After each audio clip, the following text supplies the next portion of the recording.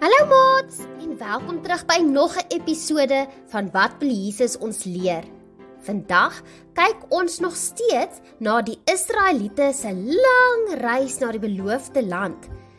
Josua is hulle nuwe leier en vandag kyk ons na Josua 3 vers 1 tot Josua 4 vers 24.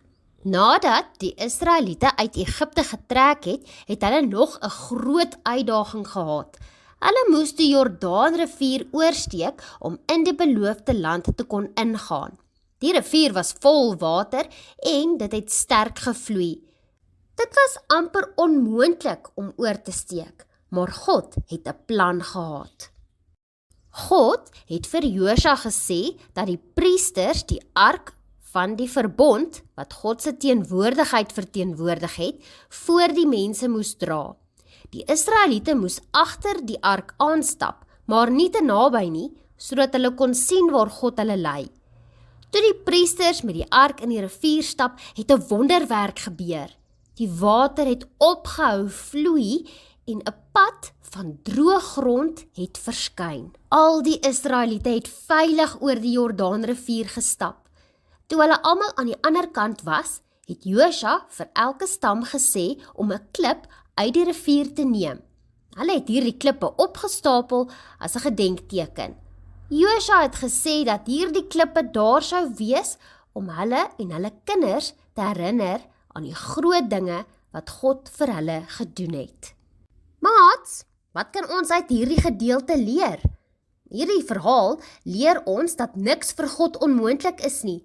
Selfs wanneer ons voor 'n groot uitdaging staan, soos die sterk vloeiende Jordaanrivier, kan ons op God vertrou om vir ons 'n pad oop te maak en ons te lei.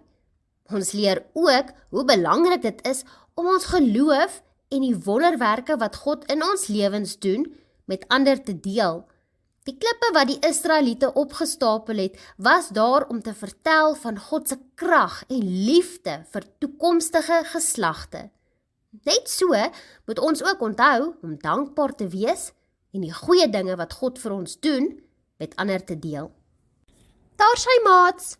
Volgende keer, as julle voel, julle staan voor 'n uitdaging so groot soos die Jordaanrivier, onthou dat God altyd by jou is en dat hy jou sal lei om die regte pad te volg.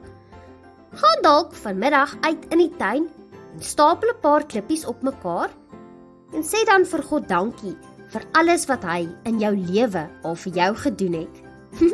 Tot volgende keer. Totsiens!